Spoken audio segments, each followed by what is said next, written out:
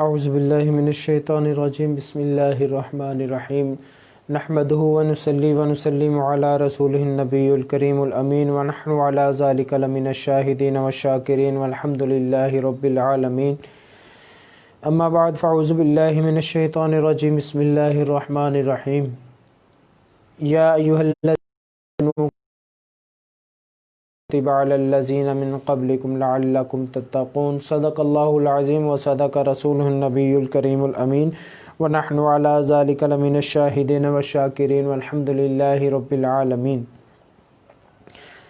إن الله وملائكته يصلون على النبي يا أيها الذين آمنوا صلوا عليه وسلموا تسليما صلاة والسلام عليك يا سيدي يا رسول الله وعلى آلك واصحابك يا سيدي يا حبيب الله مولاي صل وسلم دائما ابدا على حبيبك خير الخلق كلهم يا رب بالمصطفى بلغ مقاصدنا واغفر لنا ما مضى يا واسع الكرم صلی اللہ علیہ یا محمد صلی اللہ علیہ وآلہ وسلم۔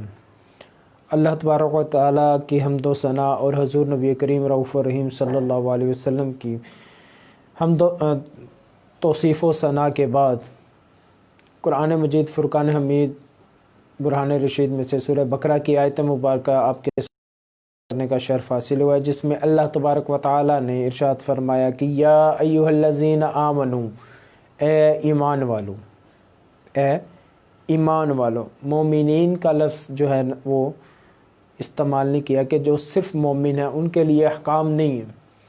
آمنو جو ایمان لائے، جس نے لا الہ الا اللہ محمد رسول اللہ پڑھ لیا، اللہ اور اس کی وحدانیت اور حضور نبی کریم رؤوف الرحیم صلی اللہ علیہ وسلم کو آخری نبی مان لیا، اللہ کا رسول مان لیا، اللہ تبارک و تعالیٰ اس کو مخاطب کرتے ہوئے کہتے ہیں کہ کتب علیکم الصیام، تم پر روزے فرض کیے گئے ہیں، کما کتب علی الذین من قبلکم، جیسے تم سے پہلی امتوں پر فرض کیے گئے تھے۔ کیوں فرض کیے گئے ہیں؟ لعلکم تتقون، تاکہ تم پرہیزگار بن جاؤ، متقی بن جاؤ۔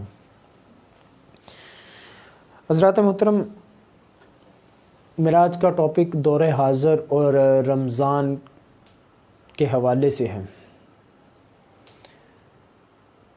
رمضان المبارک کے مہینے کی فرضیت اور روزہ رمضان کی جو فرضیت ہے وہ ہجرت کے دوسرے سال سن 2 ہجری کو 2 شعبان کو جو ہے وہ نازل ہوئی، اور حضور نبی کریم رؤوف الرحیم صلی اللہ علیہ وسلم آپ نے ظاہری حیات میں 9 سال کے عرصے میں 9 سال آپ نے رمضان کو پایا اور اس کے روزے رکھے۔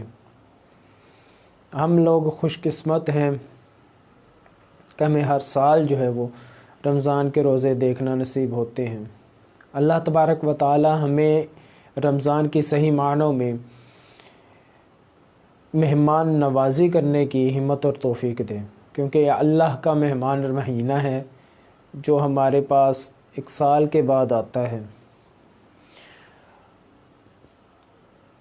ناظرین، اللہ تبارک و تعالیٰ نے ارشاد فرمایا کہ یا ایھا الذین آمنو، کہ جو بندہ ایمان لے آیا۔ اب اس میں یہاں پر چیز جو ہے وہ سامنے آتی ہے کہ اکثر سوال بھی کیا جاتا ہے کہ روزہ کس پر فرض ہے، کن کن لوگوں پر روزہ جو ہے وہ فرض ہے۔ تو روزہ جو ہے وہ ہر عاقل اور بالغ مرد عورت پر فرض ہے۔ جو لڑکا، جو لڑکی، جو بچہ، جو بچی بلوغت کو پہنچ جائے اس پر روزہ فرض ہے۔ جو لڑکی کے بارے میں حکم دیا ہے کہ وہ 9 سال سے لے کر 15 سال کی عمر تک بلوغت کو پہنچ جاتی ہے، کم از کم 9 سال اور زیادہ سے زیادہ 15 سال۔ 15 سال کے بعد لڑکی کو بالغ سمجھا جائے گا۔ اگر اس سے پہلے اگر بالغ ہو جاتی ہے، بلوغت کو پہنچ جاتی ہے، حیض و نفاس کا جو ہے وہ سلسلہ شروع ہو جاتا ہے، یا اگر لڑکی کی شادی کر دی جاتی ہے تو فقہا فرماتے ہیں اگر وہ پریگننٹ ہو جاتی ہے تو وہ بلوغت میں شامل ہو جائے گی۔ بلوغت کے میں جو ہے وہ سٹارٹ ہو جائے گی اور اس پر روزہ جو ہے وہ فرض ہو جائے گا۔ اسی طرح لڑکے کے بارے میں جو ہے وہ فقہا فرماتے ہیں کہ 12 سال سے لے کر 15 سال تک جو ہے وہ بلوغت کے 3 سال ہیں۔ اس سال کم از کم 12 سال اور زیادہ سے زیادہ 15 سال کی عمر تک جو ہے وہ بلوغت کے سال ہیں۔ 15 سال کے بعد جو ہے وہ بلوغت کو سمجھا جائے گا۔ اس سے پہلے اگر سال سے پہلے اگر 12 سال میں 13 سال میں اگر شادی ہو جاتی ہے، لڑکے کی شادی کر دی جاتی ہے اور وہ اس کی بیوی جو ہے وہ حاملہ ہو جاتی ہے تو پھر بھی لڑکا جو ہے وہ بالغ سمجھا جائے گا، کیونکہ وہ اس کی عورت پریگننٹ ہے اور وہ لڑکا بالغ ہے۔ 15 سال پہلے کی بات کر، 15 سال سے پہلے اور 12 سال سے پہلے، یہ حدودیں جو ہیں وہ فقہا نے فرمائی ہیں کہ ان حدود سے جو اوپر آ جائے یا ان سے پہلے اگر عورت پریگننٹ ہو جاتی ہے یا مرد جو ہے وہ باپ بننے والا ہو جاتا ہے تو وہ بھی بالغ قرار پائے گا اور بالغ ہوگا اور اس پر رمضان کے روزے فرض کیے جائیں گے۔ اس کے ہٹ بھی ایک مسئلہ ہے کہ نماز کے بارے میں حضور نبی کریم صلی اللہ علیہ وسلم نے ارشاد فرمایا کہ جب بچہ 7 سال کا ہو جائے، کتنے سال کا؟ 7 سال کا، جب بچہ 7 سال کا ہو جائے تو اسے نماز کر جاؤ، پیار سے، آرام سے، سکون سے اسے نماز کی طرف لے کر جاؤ، نماز پڑھاؤ، اور جب وہ 10 سال کی عمر میں پہنچ جائے تو اسے مار کر نماز پڑھاؤ۔ نماز اور روزہ بھی فرض ہے، اور اگر ہم یہ کہیں کہ جناب ہمارا 10 سال کا بچہ ہے یا 11 سال کا بچہ ہے، 12 سال کا اگر بیٹا ہے، اگر 10 سال کی بیٹی ہے، تو ہم یہ کریں گے کہ بالغ بھی ہو گئے ہیں۔ میں ایک مثال دے رہا ہوں کہ چلو یار نہیں ابھی تم چھوٹے ہو، رہنے دو، تو محدثین فرماتے ہیں، فقہا فرماتے ہیں کہ یہ گناہ جو ہے وہ ان کے والدین کی نامہ اعمال میں لکھا جائے گا۔ یہ گناہ گار اس کے والدین ہوں گے۔ بچہ جو گناہ گار ہوگا سو ہوگا، کیونکہ وہ عاقل ہے، بالغ ہے، اور جو بچہ بالغ ہے اس پر نماز بھی فرض ہے۔ ساتھ نے فرمایا کہ بچے کو نماز کی طرف لاؤ، مار کر لاؤ، نہیں پڑھ رہا تو اسے مار کر لاؤ۔ آج کل دیکھا جائے تو جناب حاجی صاحب پہلی صف میں کھڑے ہیں، داڑھی رکھی ہوئی ہے، پہلی صف میں کھڑے ہیں، حاجی صاحب جی کیا ہی بات ہے جناب، آپ 5 نمازیں پڑھتے ہیں با جماعت، تکبیر اولیٰ کے ساتھ، تہجد بھی آپ پڑھتے ہیں، کبھی مسجد میں کبھی گھر میں، تو حاجی صاحب آپ کا بیٹا نظر نہیں آتا، کہاں پر ہوتا ہے؟ یار وہ سارا دن دکان پہ ہوتا ہے، اس کے پاس نماز پڑھنے کے لیے ٹائم نہیں ہے، تو پھر وہ تھکا ہوا گھر آتا ہے تو سو جاتا ہے، وہ تہجد نہیں پڑھ سکتا۔ وہ تو گنہگار جو ہو رہا سو ہو رہا، یہ اس کے والدین بھی گنہگار پورے شامل ہیں گناہ کروانے میں، اس کے گناہ کو کروانے میں، فرض سے روکنے میں، اس کے گناہ میں شامل ہیں۔ حدیثین فقہا فرماتے ہیں کہ وہ بزرگ جو ہیں اپنے والدین ہیں جو اپنے بچوں کو اس طرح دنیاوی کاموں میں مشغول کر دیتے ہیں، یا جو ہیں وہ کہتے ہیں کہ یار ابھی تو ہمارا 20 سال کا بچہ ہے، ابھی 15 سال کا ہمارا بیٹا، ابھی تو جوانی ہے، ذرا شیو شیو کروا کے رکھے، داڑھی نہ رکھے تو کتنا خوبصورت لگتا ہے۔ والدین جو ہیں وہ گناہ گار ہیں، تو اس لیے میں اپنے بزرگوں سے، اپنے بھائیوں سے گزارش کروں گا کہ خود بھی گناہوں سے بچیں اور اپنے بچوں کو بھی گناہوں سے بچائیں۔ جو بچے 10 سال سے بڑے ہیں، اگر وہ بلوغت کو پہنچ چکے ہیں تو ان کو رمضان کے روزے رکھوائیں، کیونکہ اگر نہیں رکھوائیں گے بچہ جو فرض جو ہے وہ ادا کر رہا ہے، فرض جو ہے اس کی کوتاہی کر رہا ہے، والدین بھی اس سے مکمل سپورٹ کر رہے ہیں، تو دونوں گنہگار ہیں۔ حضور نبی کریم صلی اللہ علیہ وسلم فرماتے ہیں، صحیح ستہ میں حدیث موجود ہے کہ جس نے جان بوجھ کر قصدن ایک رمضان کا فرض روزہ چھوڑ دیا، ساری زندگی وہ روزے رکھتا رہے گا، اس جیسا ثواب اسے نہیں مل سکتا، ایک روزہ۔ اور ایک اور حدیث مبارکہ میں آتا ہے کہ حضور نبی کریم صلی اللہ علیہ وسلم آپ فرماتے ہیں کہ اگر تم لوگوں کو یہ پتہ چل جائے کہ رمضان کی کیا فضیلت ہے، رمضان کی فرضیت کیا ہے، اس کی اہمیت کیا ہے، اس کی فضیلت کیا ہے، تو تم دعا کرو کہ یا الہ العالمین کے پورا سال ہی رمضان کے روزے رہیں۔ اتنی جو ہے وہ اللہ تبارک و تعالیٰ کے نبی نے جو ہے اس کی اہمیت اور فضیلت جو ہے وہ بیان کی ہے۔ اور ہم لوگ اگر یہ کہیں کہ جناب ابھی بچے ہماری عمر ابھی کرنی ہے تو داڑھی پہلے رکھ لیں تو پھر جو ہے وہ رشتے نہیں ملتے، کیوں نہیں ملتے؟ رشتے مل جاتے ہیں، سب کچھ ملتے ہیں، سب کچھ ہوتا ہے، کاروبار بھی داڑھی رکھ کے چلتا ہے، تعلیم بھی داڑھی رکھ کر حاصل کی جاتی ہے، شادی بھی داڑھی رکھ کر ہو سکتی ہے، کیوں نہیں ہوتی ہے؟ سب کچھ ہوتا ہے، لیکن یہ ہے کہ دل سے ارادہ کرو، دل سے ارادہ کرو، ہر چیز ہوگی۔ نماز جو وہ کاروبار میں اتنا مصروف ہوتا ہے کہ جناب نماز کا وقت نہیں ملتا۔ حضرت ابو بکر صدیق رضی اللہ تعالی عنہ آپ سے زیادہ بڑے تاجر ہو، آپ ان سے بڑے تاجر ہو کہ آپ کے پاس تجارت کرتے ہو، آپ اتنی تجارت کرتے ہو کہ نماز کا وقت نہیں۔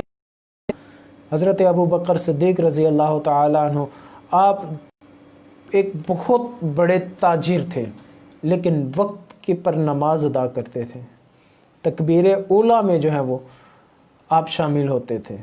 اور حضور کی ظاہری زندگی میں آپ کو 3 دن امامت کا بھی شرف حاصل ہے، اور 17 نمازوں کی امامت آپ نے حضور کی ظاہری زندگی حیات میں جو ہے وہ آپ نے جماعت کروائی ہے، امامت کروائی ہے۔ تو کیا ہم ان لوگوں سے، صحابہ کرام سے زیادہ بہت بڑے تاجر ہیں؟ انہوں نے بھی تو تجارت کی ہے۔ ہم لوگ کون سی تجارت کر رہے ہیں کہ جناب ہمارے پاس ٹائم ہی نہیں ہوتا، کہ جناب بچہ بڑا بیزی ہے، بس جی وہ میں آ جاتا ہوں نا تو بچہ نہیں آ سکتا۔ جناب بچے کا اعمال اس کے ساتھ ہیں، آپ کے اعمال اپنے ساتھ ہیں۔ جو لوگ یہ کرتے ہیں نا کہ جناب میں ہٹا کٹا ہوں، بندہ ہٹا کٹا ہے، جناب قرآن پاک جو ہے وہ رمضان آیا ہے جی، کیا ہے جی میں روزے نہیں رکھ سکتا، مجھے بھوک لگتی ہے، مجھے پیاس لگتی ہے۔ اچھا تو بھائی آپ قرآن پاک تو پڑھتے ہوگے؟ نہیں جی وہ مجھے نا وہ میرے سے اتنا زیادہ نا پڑھا نہیں جاتا، میں نا وہ اپنی بیوی کو بولا ہے کہ وہ میرے حصے کا قرآن پاک پڑھ دے گی۔ اور بھائی قرآن پاک آپ نے پڑھنا ہے، آپ کی بیوی پڑھ رہی ہے، آپ کی بہن پڑھ رہی ہے، آپ کی بیٹی پڑھ رہی ہے، آپ کی اولاد پڑھ رہی ہے، آپ کے ماں باپ پڑھیں، وہ ان کے اعمال نے ہیں۔ آپ حیات ہو، آپ پر فرض ہے جو چیز، آپ کیوں نہیں ادا کر رہے ہو؟ گنہگار ہو آپ۔ اور یہ جو چیز ایک ٹرینڈ ہمارا بہت زیادہ چل رہا ہے کہ جناب اپنی دوسروں کو بول دیا کہ جناب یہ رمضان شریف میں آ گیا، جناب یہ آپ نے میرے حصے کا قرآن پاک پڑھنا ہے۔ غلط بات ہے، گنہگار ہو۔ وہ اگر پڑھے گا بھی، کوئی دوسرا آپ کے حصے کا کوئی قرآن پاک پڑھے گا بھی تو وہ ثواب اسی کو ملے گا، کیونکہ آپ پڑھو گے تو آپ کو نامہ اعمال میں آپ کا ثواب لکھا جائے گا۔ اور اس کے علاوہ اگر آپ یہ کہہ دیں کہ جناب چلو آج میں نہیں روٹی کھاتا، میرے حصے کی روٹی اس کو کھلا دیں، ایک ٹائم کھلاؤ، 2 ٹائم کھلاؤ، تیسرے وقت آپ کہو گے وہ اس کو مارو گولی، مجھے لا کر دو، میں تو بھوک سے مر رہا ہوں۔ اور جب روٹی نہیں نا دوسرے کو کھلا سکتے تو پھر قرآن پاک بھی خود ہی پڑھو۔ یہ کچھ مسائل ہیں جو بہت زیادہ ہماری ظاہری زندگی میں اس وقت چل رہے ہیں۔ اللہ تبارک و تعالی ہمیں نماز، روزے اور قرآن پاک پڑھنے کی ہمت توفیق عطا فرمائے۔ حضور نبی کریم صلی اللہ علیہ وسلم فرماتے ہیں کہ قیامت والے دن 2 چیزیں گواہی دیں گی، روزہ اور قرآن۔ یہ قیامت والے دن سفارشی ہوں گے۔ رمضان بولے گا کہ یا اللہ اس نے روزہ رکھا، تیری رضا کے لیے روزہ رکھا، سارا دن بھوک پیاس اس نے کاٹی، کوئی گناہ نہیں کیا، کوئی بری نظر سے نہیں دیکھا، کوئی ظلم و زیادتی نہیں کی، کسی گناہ والی جگہ پر نہیں گیا، یا العالمین اس کی بخشش کرتے۔ قرآن پاک جو ہے وہ گواہی دے گا کہ یا العالمین اس نے روزے کی حالت میں میری تلاوت کی، رات کو میری تلاوت کی، نماز تراویح میں مجھے سنا، یا العالمین اس کی بخشش مغفرت کرتے۔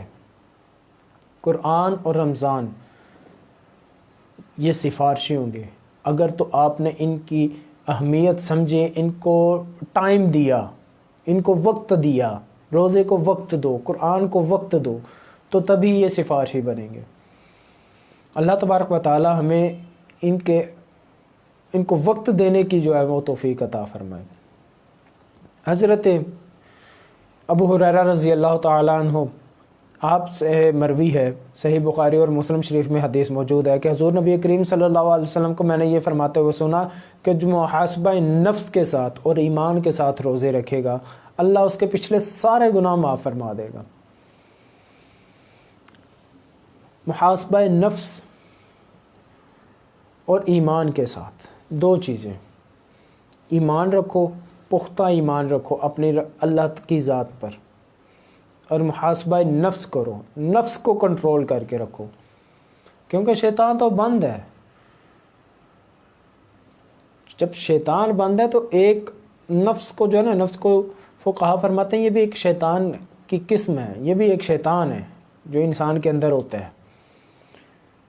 شیطان جو ہے وہ نفس پر حملہ کرتا ہے۔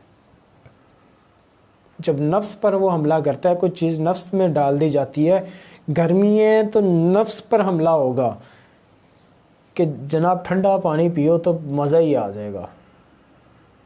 اگر آپ نے نفس کو کنٹرول کرنا ہے تو اب تپتی دھوپ میں بھی گرم پانی پیو۔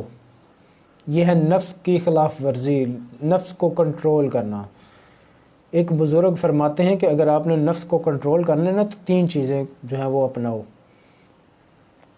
اور 3 چیزیں انہوں نے کیا فرمائی؟ بزرگ فرماتے ہیں کہ خنجر خاموشی، خاموشی کا خنجر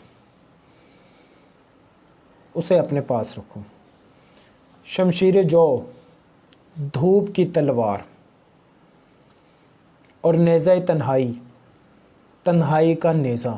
یہ کہتے ہیں یہ 3 چیزیں اپنے پاس رکھو گے نا تو تمہارا نفس کبھی تمہیں کسی چیز پر آمادہ نہیں کر سکتا۔ خاموشی، دھوپ اور تنہائی۔ خاموشی جتنا زیادہ بولو گے، وہ ایک کہاوت بھی مشہور ہے نا کہ 1 چپ 100 سکھ، جتنا چپ رہو گے اتنا بہتر رہو گے۔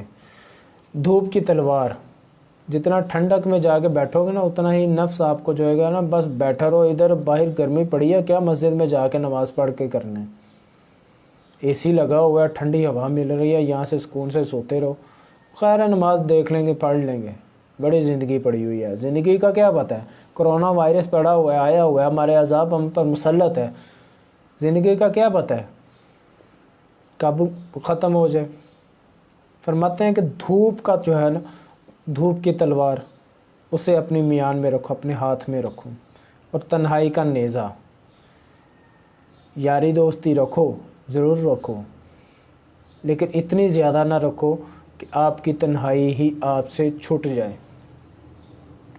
تنہائی رکھو، رات کو تنہائی میں بیٹھ کر اللہ کی عبادت کرو۔ جب اللہ کی عبادت کرو گے، اللہ کے آگے سر جھکاؤ گے نا تو پھر آپ کو تنہائی کا مزہ بھی آئے گا۔ اللہ سے جو ہے نا وہ یاری لگاؤ، اللہ کو جو ہے وہ اپنا دوست بناؤ، اللہ کے ولی بن جاؤ۔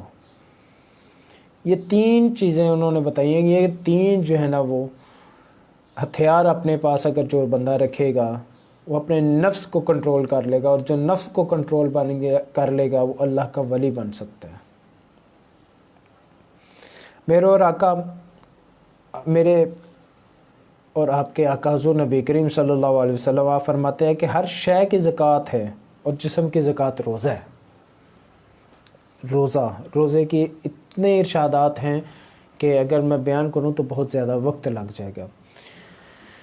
ناظرین محترم، ہمارے آج کل جو ہے نا وہ میں نے آپ سے پہلے بھی عرض کیا ہے کہ بہت سے حالات خراب ہیں، دوسرے شہروں اور دوسرے ملکوں کے حالات جو ہیں وہ میڈیا کے تھرو ہی ہم سن اور دیکھ سکتے ہیں، مگر جو ہمارے یہاں پر گجرانوالہ میں پنجاب کے اندر جو حالات ہیں وہ اس وقت بہت ہی کریٹیکل ہیں۔ ابھی کچھ ہی 1-2 دن کے اندر تقریباً 8 سے 10 اموات جو ہیں وہ ہو چکی ہیں، اور سینکڑوں کے حساب سے نئے کیسز بھی سامنے آ رہے ہیں۔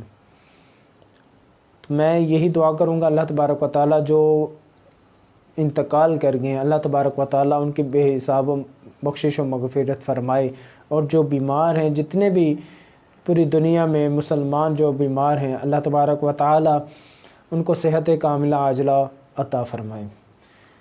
یہ وقت اس طرح کا ہے کہ ہم لوگوں کو رمضان کی بہت زیادہ ضرورت تھی، ہمیں رمضان کی ضرورت تھی ہم لوگوں کو، کیونکہ ہم پر اللہ کا عذاب آیا ہوا ہے۔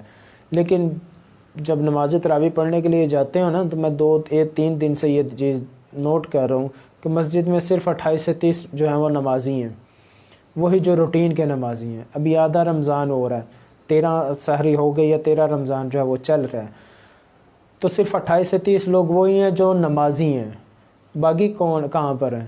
لاک ڈاؤن ہے، 5 بجے اگر کوئی دکانیں وغیرہ کوئی شاپنگ وغیرہ کوئی اگر تجارت کھلی ہے تو وہ بھی 5 بجے تک جو ہے وہ گورنمنٹ نے پرمیشن دیا، 5 بجے تک، افطاری سے پہلے تو وہ بھی ہر چیز بند ہو جاتی ہے۔ لیکن پھر بھی عوام گلیوں میں بیٹھی ہے، ہجوم لگا کر بیٹھی ہے، انجوائمنٹ ہو رہی ہے، لگی ہوئی ہیں، سرچ لائٹس لگی ہوئی ہیں، بیٹھی ہوئی ہیں، کرسی لگائی ہوئی ہیں، بیٹھی ہوئی ہیں، انجوائمنٹ چل رہی ہے، کوئی لوڈو کھیل رہا ہے، کوئی تاش کھیل رہا ہے، کوئی کچھ کر رہا ہے، کوئی کچھ کر رہا ہے، کوئی گپے مار رہا ہے، کوئی موبائل پر پب جی کھیل رہا ہے، کوئی موبائل پر جو ہے وہ لوڈو کھیلی جا رہی ہے، کوئی سوشل میڈیا پر بیٹھا ہوا ہے۔ یہ ساری چیزیں جو ہیں وہ چل رہی ہیں، لیکن کسی کو یہ نہیں پرواہ کہ حضور نبی کریم صلی اللہ علیہ وسلم نے ارشاد فرمایا کہ رات کو قیام کرو، نماز تراویح کو جو ہے وہ سنت ادا کرو، میری سنت ہے تراویح، اس کو ادا کرو۔ لیکن ہم لوگ جو ہیں وہ گلیوں میں بازاروں میں جو ہے وہ وقت گزار رہے ہیں۔ اور میں نے ایسے بھی لوگ دیکھے ہیں جو یہ تبصرہ کرتے ہوتے ہیں، مسجد کے باہر کھڑے ہو کر تبصرہ کر رہے ہیں، لو جی مسجد میں دیکھو اتنا رش ہے۔ یہ پہلے رمضان 2-3 رمضان کی بات ہے کہ میں نے ایک آدمی کو مسجد سے 1-2 گھر چھوڑ کر اس کا گھر تھا، باہر بیٹھا ہوا تھا، اور یہ دوسرے آدمی کو کہہ رہا تھا کہ جناب دیکھو اتنے بندے اندر سے نکل رہے ہیں، کرونا کی وجہ سے انہوں نے منع کیا ہوا ہے سوشل ڈسٹینس رکھا جائے، لیکن پھر بھی جو ہے نا یہاں پر دیکھو یہ چیز جو ہے نا وہ نہیں مانی جا رہی، نہیں رکھی جا رہی، تو کرونا پھیل جائے گا، پھر کیا کریں گے، یہ کریں گے وہ کریں گے۔ اور اللہ کے بندو تم 2 لوگ اگر بیٹھے ہو، کیا آپ لوگوں کو کرونا نہیں ہو سکتا؟ کرونا صرف مسجد میں ہی آ کے ہونا کسی کو؟ یہ اس کنسیپٹ اپنے دماغوں سے اپنے دلوں سے نکال دیں کہ کرونا مسجد میں ہے، یہ چیز نکالیں اپنے اندر سے، یہ کنسیپٹ نکالیں۔ کرونا مسجدوں کے لیے نہیں آیا، کرونا دینی مدارس کے لیے نہیں آیا، کرونا پوری دنیا میں پھیلا ہوا ہے۔ ہم دروازے کے آگے 8-10 لوگ جمع ضرور ہو کر بیٹھ ضرور جاتے ہیں، گپیں لگاتے ہیں، شغل میلہ لگا رہے ہیں، چاہے پاس مسجد میں تراویح ہو رہی ہیں، لیکن ہم نے اپنا شور و گل کیا ہوا ہے، تو کیا باہر کرونا نہیں آنا، صرف مسجد میں جا کر آنا ہے؟ اللہ تبارک و تعالیٰ کے بندوں، خدا کے لیے کچھ تھوڑے سے جو ہے وہ اپنے اعمال کو درست کریں، آئیں مل کر اللہ کے حضور سربسجود ہوتے ہیں اور اللہ سے معافی مانگتے ہیں کہ یا العالمین ہم اس لائق نہیں کہ ہم تیری اس عذاب سے، تیرے اس وبائی مرض سے جو تو نے ہم پر مسلط کیا ہوا ہے، ہم اس سے جو ہے وہ لڑیں، اس کا مقابلہ نہیں کر سکتے، ہمیں اپنی رحمت کے سائے میں رکھ اور ہمیں محفوظ فرما۔ ہمیں اس وقت رمضان کی ضرورت تھی جو اللہ تبارک و تعالیٰ نے مسلمانوں پر بھیجا، اپنا پیارا مہینہ بھیجا، اس کی برکتیں لوٹیں، مساجد کو آباد رکھیں۔ سوشل ڈسٹینس گورنمنٹ نے اعلان کیا ہے، عالمی ادارہ نے جو ہے نا اس کو اعلان کیا ہے، اور اس کو برقرار مساجد میں بھی رکھا جا رہا ہے۔ لیکن اگر آپ یہ کہیں کہ جناب بازار جا رہے ہیں، منڈی، فروٹ منڈی، سبزی منڈی میں جا کے دیکھ لو، وہاں پر یہ چیزیں نہیں ہیں، کوئی سوشل ڈسٹینس نہیں ہے۔ بینک میں چلے جاؤ، ابھی صبح ہونے والی ہے، بینک چلے جاؤ، آپ دیکھو جا کے کوئی سوشل ڈسٹینس نہیں ہے، کوئی سوشل ڈسٹینس نہیں ہے۔ بینک کے باہر 100 آدمی اکٹھا کھڑا ہے، عورت مرد مکس کھڑے ہیں، کسی کو عورت مرد کا کوئی لحاظ نہیں ہے، اکٹھے کھڑے ہیں۔ کیا وہاں پر کرونا نہیں آئے گا؟ بینکوں کو کیوں نہیں سیل کرتے ہو؟ مسجد کے باہر اگر آپ کو 10-15 بندے مل جاتے ہیں تو مسجد کو آپ سیل کرنے کی دھمکیاں دیتے ہو، تو بینکوں کو کیوں نہیں کر رہے ہو؟ کیوں نہیں کر رہے ہو بینکوں کو سیل؟ کیونکہ آپ کے معیشت کو خطرہ ہے، آپ کی معیشت نیچے گر جائے گی۔ او اللہ کے بندوں، معیشت تو نیچے گر رہی ہے، وہ نیچے گر جائے گی۔ تو جب اگر آپ مساجد کو بند کرو گے تو اللہ کا عذاب ہم پر مسلط نہیں ہوگا، تو تب کیا کرو گے؟ تب اس معیشت کا کیا کرو گے؟ یہ معیشت آپ کو اللہ کے عذاب سے رکوا سکتی ہے، یہ بینک بیلنس، یہ دولت، یہ جائیداد ہی اللہ کے عذاب سے آپ کو بچا سکتے ہیں۔